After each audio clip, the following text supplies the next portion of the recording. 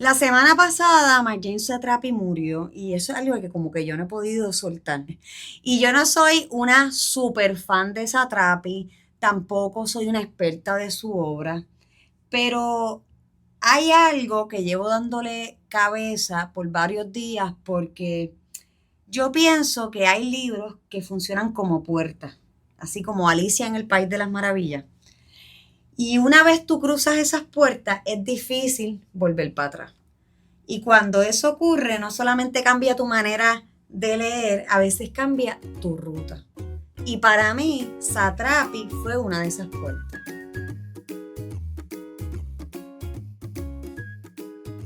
Yo soy Mel y esto es Leer sin Drama, un espacio para madres, maestras, mediadoras y lectoras como tú que quieren acercarse a los libros con más curiosidad y con mucho menos drama. La semana pasada arrancamos esta nueva temporada hablando de las conversaciones que nos forman. Y hoy quiero seguir explorando esa idea desde otro lugar. Porque hay conversaciones que nos forman, pero también hay libros que nos forman. Y algunos se quedan viviendo con nosotras para siempre. Para hablar de uno de esos libros, hoy me acompaña Heidi, una queridísima colega, lectora y compañera de libros. Gracias por estar aquí. Hola Mel, gracias por tenerme aquí y vamos a hablar sobre estos libros puertas. Yo veo que tú trajiste hoy toda tu colección de Satrapi, que es mucho más nutrida que la mía.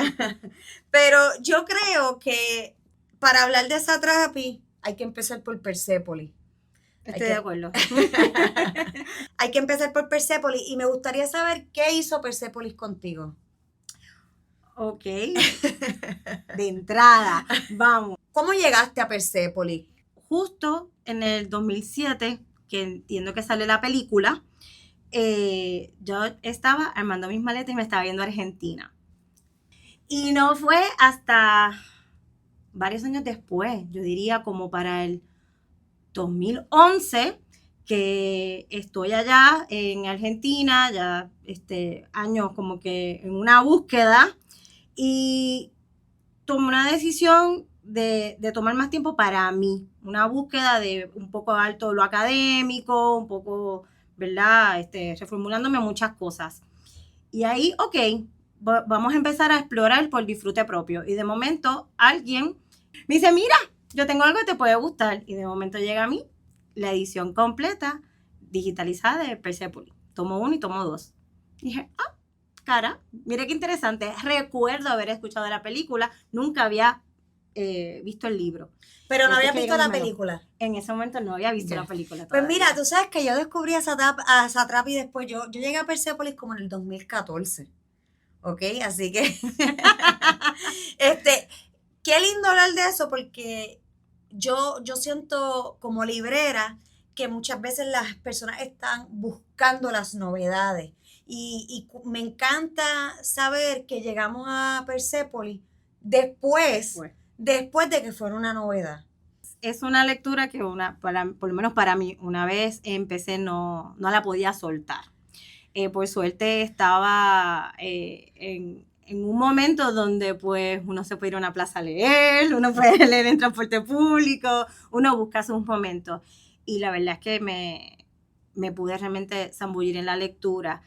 Y una de las cosas que realmente más me atrapó es dentro de, ¿verdad? Mi ruta lectora, había muchos libros, ¿verdad? Pues impuestos, uno que lee en la escuela, uno lee en la universidad, y a veces tenía pocos espacios para, pues, yo elegir.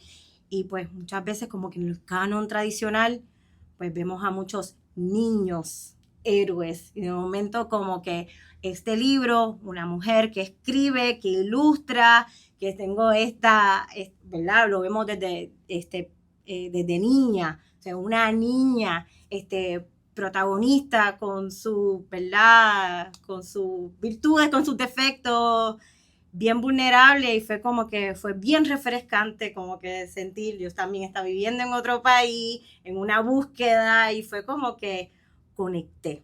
Yo también pienso que nos acerca a una cultura que claramente es distante para nosotros en nuestra realidad y creo que lo hace desde una voz bien infantil. Bueno, la vemos en diferentes etapas a través de Persépolis, pero en esa voz infantil se siente que es una niña y no un adulto, porque verdad, ya eso es otro tema, pero podemos hablar de tantos libros que la voz infantil se siente de un adulto, se siente bien genuina, como si ella hubiese sacado todos sus diarios. A veces yo sentía que ella había sacado un montón de diarios, y estaba recuperando conversaciones. Como yo me imaginaba como ella recuperando conversaciones con la abuela. Sí, un libro en ese sentido, sí, una mirada nostálgica. Y fíjate, nostálgica quizás a la niña que fue, a la mujer que se convirtió, ¿verdad? Y después... Y fíjate, en aquel entonces cuando yo la descubrí, y me pasó lo mismo que a ti, yo la descubrí fuera de Puerto Rico, yo vivía en España y también estaba en un momento de disfrutar bibliotecas, disfrutar plazas públicas, transporte, leía en todos lados. Ahí fue que entonces después de leer Persépolis quise devorarme toda la obra de ella. Fui primero con Pollo con Ciruela, después me fui con Bordado, pero en ese momento yo más que acercarme a una cultura que no conocía para nada, aunque yo estaba con un mapa, yo estaba tratando de entender la historia de Irán, yo estaba tratando de moverme con ella a través de todo lo que iba sucediendo. Yo creo que también, como tú dices, yo me vi reflejada desde la niñez, desde estas inquietudes que uno tiene, pero tal vez desde una voz que yo a lo mejor no necesariamente pude vocalizar cosas, pude decir en voz alta y ella las decía con total libertad. No, uno dice como que, claro, dice, wow, ¿dónde estaba este mapa cuando yo era más joven? Toda esa, ¿verdad? Esa rebeldía, esa valentía y ese miedo, volvemos, porque si en ese sentido uno se siente como que wow, una cultura pues diferente, compleja, que obviamente pues también cómo se nos fue filtrada, pues también, ¿verdad? Es una conversación puede ser delicada, pero, ¿verdad? Este blanco y negro que hasta cierto punto uno, ¿verdad? Cada uno lo lee de su perspectiva, lo pinta con su propia paleta de colores. Yo creo que eso es lo que permite que al ser tan específico, que viene tan cargado de tradición, de cultura, como quiera, uno siente, uno se ve reflejado y uno siente pues, los temas universales, que para mí lo hacen un clásico. Y de hecho, muchas veces en estos clásicos, uno llega primero a la película. No siempre, ¿verdad? Pero uno llega primero a la película y después llega el cómic. Y yo, cuando descubrí Persépolis, no sabía que estaba la película. Después, como me obsesioné tanto con Satrapi, encontré la película y recientemente la volví a ver. O sea, se murió Satrapi, me he puesto a escuchar todos los episodios que han salido de ella, me puse a releer Persépolis, me puse a leer Bordados de nuevo, me puse a ver la película y me puse a ver la película con el libro y empiezo a dialogar y empiezo a ver cosas que yo no vi antes.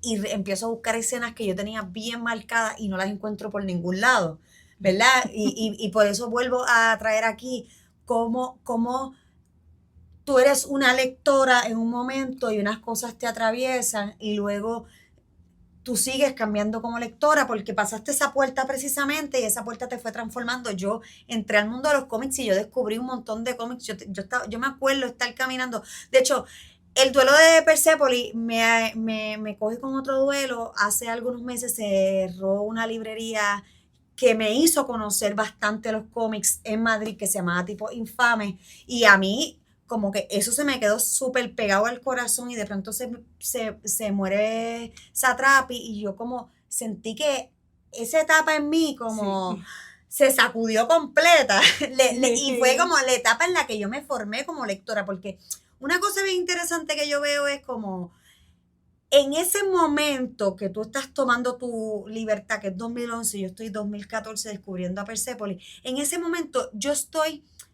precisamente redefiniendo mi ruta como lectora porque yo me estoy formando en mi maestría de literatura infantil y juvenil. Y entonces yo estoy redescubriendo un montón de clásicos, descubriendo por vez primera un montón de libros y me encuentro con una Satrapi y me atravesó completa, así como, o sea, yo siempre decía, en mi librería yo tengo que tener a Satrapi y hace como un año la empecé a traer.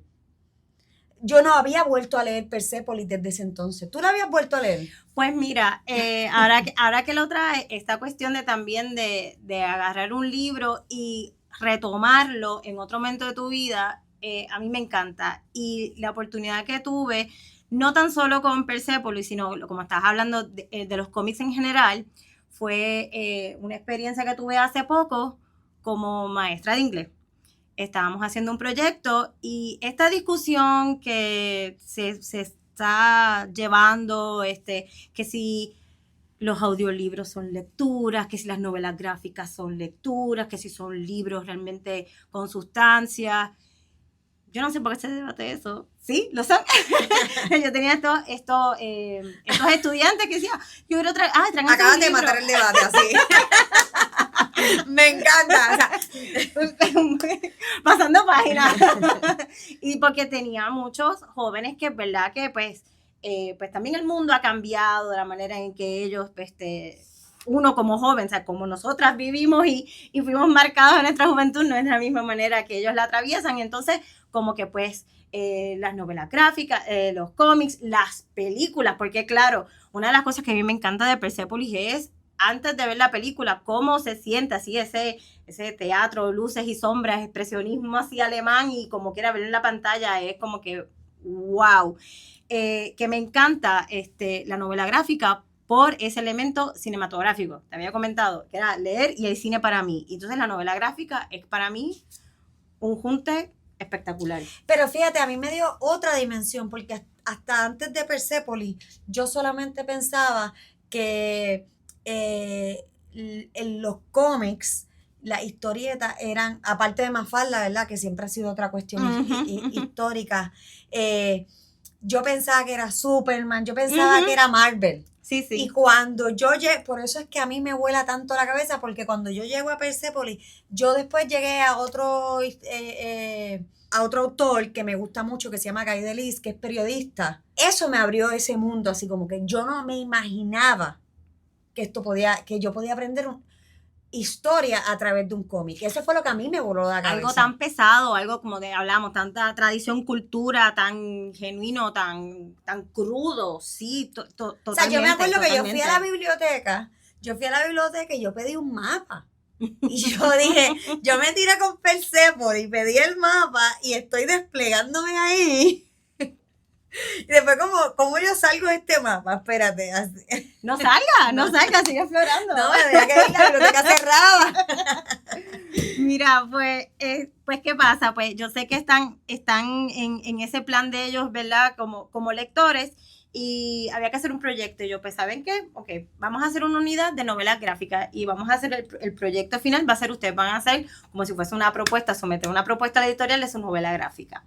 Pero entonces, pues, les llevo un montón de libros y entre ellos les llevé Persépolis y fue algo que realmente le tiré, estaba todo el piso lleno de salón de todos distintos tipos de cómics y novelas gráficas y ahí, y el verlos a ellos escribir sus diálogos, verlos levantar sus historias en este formato y ellos hasta un poco, en algunos pues se fueron bien personal y hacer esa catarsis y ver todo ese proceso, es como que es eso, me vi yo leyendo Persépolis por primera vez, verlos a ellos descubrir y ver el poder de este formato. Pero ellos las leyeron o simplemente el libro les provocó escribir, pero no necesariamente se adentraron en la... No se adentraron, ellos fueron viendo para inspiración, pero sí, algunos en su hora de almuerzo se iban al salón y sí, tienen los libritos por ahí y algunos pues sí, se sentaron a leer, pero ya por cuenta propia. Pero entonces ahí sí fue que retomé otra vez como que, wow, qué bueno que esto puede significar para ellos lo que significó para mí, vamos a retomar. Y no tan solo retomar, ahí sí que fue que dije, vamos a buscarme el libro. De ella. De ella. Ya, ok, o sea que la adquisición de los libros de ella fue reciente. Sí. Tú descubriste a Satrapi, leíste Persepolis y viste la película y ya. Quedó ahí. Y quedó ahí. Ya. Como el libro ahí. Pero sí, después que lo retomo con los estudiantes, dije, tengo que ver qué más hay. No, pues fíjate, yo creo que lo mío fue al revés, lo mío fue, como te decía, yo la descubrí, me devoré todo lo que encontré de ella, estaba, o sea, porque yo sí soy así, como cuando un autor me atraviesa, yo necesito que me acompañe un rato en esa etapa. Por ejemplo, a mí me pasó eso con Roald Dahl, yo en un momento dije, o sea, la obra de Roald Dahl es mucho más vasta, y en un momento dije, okay, tengo que parar, pero con Satrapi me pasó como, descubrí esas 4 obras, en ese entonces en Madrid habían hecho un mapa de librerías, y empezó la movida del cómic, estaba cogiendo bastante fuerza, y habían festivales de cómics y yo empecé a ir a los cómics, a descubrir cómics. Y recuerdo que la persona que provocó esto fue Satrapi y hablo de ella como si nos conociéramos, pero es que hasta cierto punto sí. Sí, o sea, cruzamos una puerta. Y bien interesante porque todos estos días yo estaba viendo un montón de fotos de ella, y es que yo no la conozco de nada porque es que yo no sabía ni la cara de ella. Digo, la había visto en Persepolis porque ella está ahí autorreflejada, pero algo de ella habitaba en mí. Una voz y más allá de su voz, porque yo creo que no solamente por ser mujer, claro, por ser mujer sí, pero no solamente por ser mujer, es como hablaban de ella en estos días y decía como, es que el blanco y negro parece muy, muy sencillo, pero a la misma vez hay una complejidad ahí, como una simplicidad en su narrativa también, que es una simplicidad pero no sencilla, ¿sabes? Uh-huh. Una simplicidad como... Yo diría más bien minimalismo. Como no forzada, es como una voz bien natural, como una narrativa bien fluida, que mucha falta que hace, vamos. Pues sí, pues siempre para mí, yo me obsesioné con su obra, seguí con ella y ya, nunca más, la tenía en mi biblioteca, recordaba, siempre la tenía ahí, como que la miraba, pero ya la leí, como que ya me sacié de ella. Pues fíjate, pues mi ruta, que fue diferente, pero me gustó. ¿Cómo se dio todo? Me gustó porque sentí que pues me fui acompañando en distintos momentos y pues, ¿verdad? Con la temática de los otros libros y la complejidad y todo lo demás, como que sentí, inclusive con el último que en el cual ella es la editora, pues sentí que es eso, que nos acompañamos mutuamente en este coming of age, en esta, ¿verdad? Ese despertar, ese descubrirse, después como que adultez, pues una mujer más madura, después la otra obra poética y acá como que hasta como mentora de estas nuevas voces y generaciones, ¿verdad? Como editora, ese ciclo y es como que pues, y yo pues tratando, ¿verdad? Obviamente sin comparar, pero siendo quizás pues mentora maestra de estos jóvenes lectores, ¿verdad? Y sí, tratando yo creo que es una cosa bien linda porque tú dices, más allá de ser mentora, es como tú compartiste un pedacito de ti con ellos llevando tus libros y ya con eso, y lo compartiste tal vez como lectora, no como mentora, sino como lectora, y ya con eso provocaste que algunos quisieran ir a leerlos por su cuenta. Entonces yo creo que eso es bien poderoso, sobre todo en esta época que estamos buscando siempre cómo enganchar a los chicos. Compartámonos como lectores, precisamente de eso va esta temporada de vamos a hablar sobre estas conversaciones que nos forman, no solamente las conversaciones, sino las lecturas que nos forman, porque yo creo que eso es parte de formar a los lectores, ¿no? Como de compartir esto. Oye, quiero volver a esa escena que a mí me marcó, porque yo digo que yo me sacié de ella, pero yo siempre la tuve bien presente. Por alguna razón yo siempre hacía referencia a ella y a esta escena que estoy buscando por todos lados y no encuentro, y la veo en la película, no la veo en la película, no la veo en el libro, y es el momento en el que ella sale en el carro, que se deja de la última pareja y sale en el carro, pero sale bien rápido esta escena en la película, y yo la tenía marcada con un momento de liberación bien brutal, y siempre le he citado, hasta en mi psicóloga la cito, le habla a la gente como que, ay, yo me sentí en ese momento como Persépolis en la escena del carro, y busco la escena y no está. Y justo en estos días estaba leyendo un libro de John Klassen que se llama La Calavera, y él estaba diciendo que él escribió ese libro. ¿Tú lo leíste? Sí. Está en mi biblioteca, sí. Pues yo no lo había leído, y ahora pues Klassen se acaba de llevar este premio, y dije, tengo que sentarme a leer este libro. Y justo al final dice, pues yo tuve que escribir este libro porque fue un libro que leí, se me quedó habitando, es un libro folclórico, y todo el año que estuve pensando en el libro tenía el final como bien, lo recordaba bien clarito que había pasado así. Y cuando regreso al libro, que tuvo que hacer toda la investigación para llegar al libro, el final era totalmente diferente.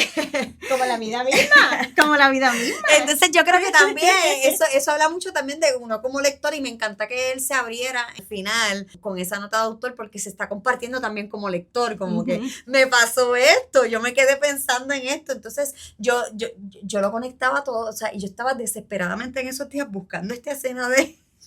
Y que a veces, y que nos pasa con otras cosas, pero si a suponer, me dice, ¿tú te acuerdas de esta? A lo mejor te digo, mira, Mel, no, tengo más ahora mismo porque pues no lo he releído recientemente, tengo conmigo más la sensación que me dejó leerlo, ¿verdad? Y todo lo que sentí, todos los momentos que me acompañó en el momento que leí, que estaba atravesando, que quizás, ¿verdad? Como que literalmente escenas y cosas. Es que yo creo que la comprensión lectora está siempre muy ligada al sujeto. Claro. Entonces, por eso son tan importantes las conversaciones, porque definitivamente lo que tú estás leyendo, y creo que eso es lo que trata de decir Klassen cuando lo comparte en La Calavera, cuando tú lees algo, el momento que estás viviendo va a atravesar tu comprensión. Entonces, eso que tú dices, yo creo que es una cosa que me voy a quedar, que te recuerda mucho de el momento en el que estabas, porque es que precisamente ahí es que te atraviesa la lectura. Uh-huh. Sí, es un capítulo de mi vida que volvemos atravesado por muchas cosas, esta cuestión de estar viviendo y armando una vida en otro país, el tema también de la identidad, porque a veces cuando uno va a otro país que realmente no saben bien dónde queda Puerto Rico, cuál es la identidad del puertorriqueño, y uno explicarse, y uno escucharse, cambiar de carrera, bueno, todas estas cosas, ¿verdad? Que volvemos, yo estudié literatura, y después de esto es que empiezo a cursar, a formarme como psicóloga social. Por eso te decía un poco, era de mis elecciones libres, nada de mi carrera, nada, era cosas para mí. Y siempre iba al cine con mi familia, las películas que elegía mi familia, las novelas que tenía que leer. Fue un momento realmente de, hasta por decirlo así, de radicalizarme en todos los aspectos. Ya, y ahí te llegó Satrapi. Y ahí te llegó Satrapi. Fíjate, y yo creo que realmente como Satrapi es nuestro pie forzado para el episodio, porque claramente, bueno, a ti te atravesó tanto que tú tienes una marca en el cuerpo de Punk is not dead. Fíjate, sí. En ese momento que yo leí eso, tal vez a mí no me marcó tanto esa cuestión, pero yo lo veía en estos días. Yo creo que yo le di para atrás a la película como 10 veces, porque esa escena... y realmente, y esta cuestión ahora en el clima político, ¿verdad? Que nos atraviesa, redefinir ¿verdad? Mucho lo que es punk, en que sí, pues la empatía, la alegría, o sea, toda esta cuestión, pues, como resistencia, y es como que, pues, Claro punk, que el punk está todavía. claro, y que no es algo literal, que es algo metafórico, que es algo metafórico. Eso, yo no sé si tú alguna vez has tenido la oportunidad de leer La Composición, que es un libro de que publicó Ecaré, y creo que hay una escena muy parecida a lo de Punk is Not Dead, con el niño cuando le preguntan qué hace en la casa. Tiene que ser una composición sobre lo que hacen en la casa. Y el niño gana la composición. Entonces nadie sabe qué fue lo que él le escribió porque toda la familia está preocupada porque él no puede decir que escuchan radio en la casa. Entonces, punk is not dead. O sea, ella, no, estas son mis zapatillas de hacer deporte. No, y volvemos también, este libro que traes a colación es justo, volvemos, ¿dónde estoy? Estoy en Argentina, que también tiene su historia, allá pues, también estuve pues muy envuelta en el activismo, inclusive en causas por Palestina, ¿sabes? Que tú estabas hablando también lo del mapa. Yo estaba haciendo, para ese entonces, antes, una maestría en estudios clásicos, o que yo tenía un poco visualizado el mapa, siempre estuve rodeada de gente que le encantaba la historia y me podía arrojar luz, y que también como que hasta políticamente, ¿sabes? Me atravesó con también todo lo que estaba viviendo y con todo lo que estaba pasando, que sigue pasando. Así que se siente siempre presente. Yo creo que así como que ella definió, ella marcó muchas rutas, no solamente la de nosotras. Totalmente, y volvemos. Yo sé que se habla mucho de marcar también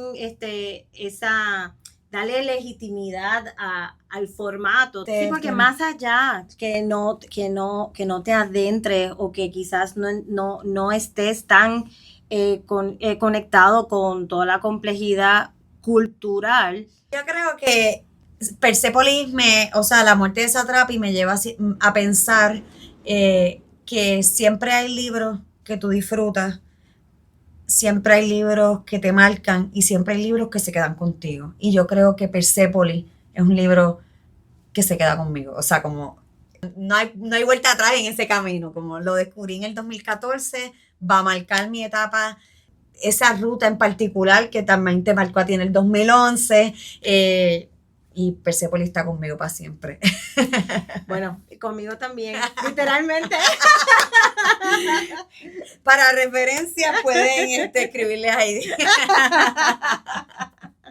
Súper agradecida de que quisieras conversar conmigo porque la verdad es que creo que es importante que sigamos compartiendo estas conversaciones que tú y yo hemos tenido fuera del aire, pero que sigamos compartiendo estas conversaciones porque estas conversaciones son las que nos forman también. Y insisto, hay libros que tú te disfrutas y ya lo cerraste y a lo mejor no lo vuelves a leer, no te vuelves a acordar de ese libro ni nada, pero hay libros que se quedan contigo y yo creo que esos libros hay que compartirlos más. Y esta cuestión también de que hemos tenido conversaciones y no obstante no fue ahora que nos dimos cuenta lo conectadas que estamos.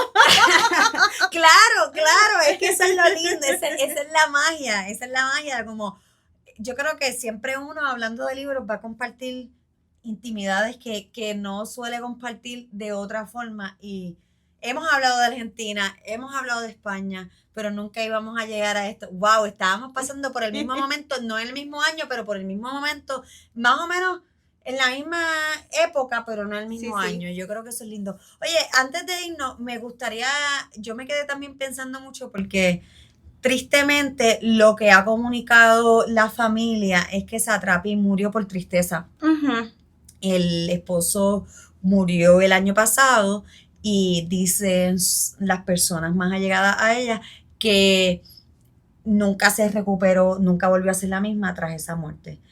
Y no sé, conectando también, seguimos haciendo las conexiones. Yo siempre recuerdo un poema que mi papá me enseñó cuando yo estaba en 6º grado, que se llama La niña de Guatemala, que escribió José Martí. Es un amor no correspondido, o sea, es una historia diferente, pero es una niña que se murió de tristeza por amor. Entonces, como que me encanta porque uno sigue haciendo conexiones en esas rutas y entonces siempre vuelvo como a mi papá con los libros, o sea, de alguna manera siempre vuelvo a donde mi papá y mi papá me enseñó este poema y me hace pensar en José Martí, que es de Cuba, ella es de Irán. Yo me quedé más interno, yo me recordé del libro de ella, Pollo con ciruela. ¡Wow! Que pues también él muere de melancolía por no tener su instrumento. Es como que, pues, no pasión, no arte, como que, puff. Y pues yo creo que ella también, en ese sentido, volvemos. Pues su compañero de vida, el contexto, ¿verdad? De su país y todo, fue como que último suspiro y ya. Sí. Quizás a lo mejor ella ya sabía cuál era su destino del día.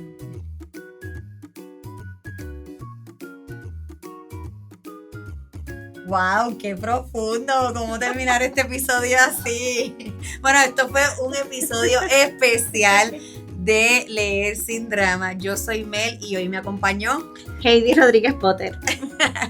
Hasta la próxima. Esto es Leer Sin Drama, una conversación desde Leo Libros.